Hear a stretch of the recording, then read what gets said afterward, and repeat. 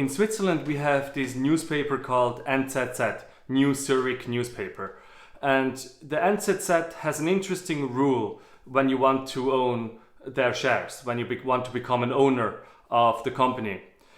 You will have to be part of a particular Swiss party. Or at least you will have to confirm that you comply with the values of that party and you're not allowed to be part of any other party. So that sounds kind of harsh, right? But if you think about it, it makes sense because it's a newspaper. They want to protect the impact they want to have on the world for decades. Because if there is a change of ownership, potentially there could be a change of messaging.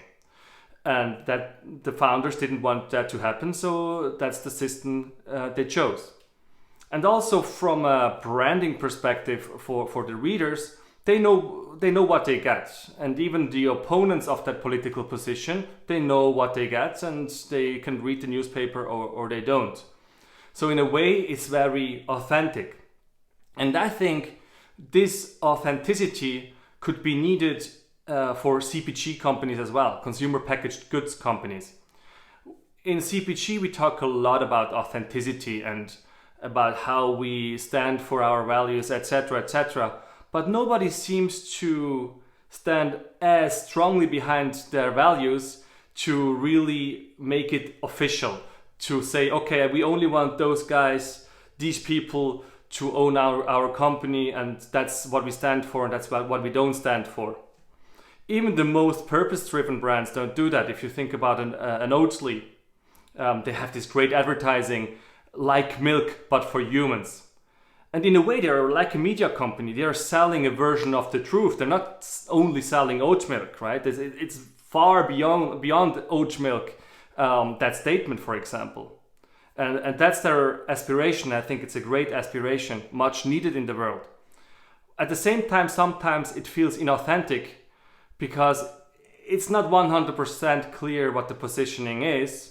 And here and there are different signals. I'm not talking about Oatly in particular, but about every other purpose-driven company out there. So wouldn't it be an interesting concept to say, okay, no, let's be super straightforward. Let's say that's our positioning. Maybe even when it comes to certain topics that are not directly correlated or directly connected to the products the company is selling. And who doesn't want to be part of that, doesn't buy from that company, and who the consumers who want that, they will support it even more, maybe even by overpaying for certain products. I think it's an interesting concept, something that I would love to have discussion about with you. And maybe this would even be a political party, not only a commercial enterprise. And I'm lately thinking a lot about how this could all work together and whether there is room for something. Obviously, such an organization has probably certain challenges when it comes to the financing, because VCs will probably not want to finance something like that because it's too kind of closed, and because the shares cannot be transferred to anyone, the potential value of the shares will be compromised, right? Because of the lack of transferability.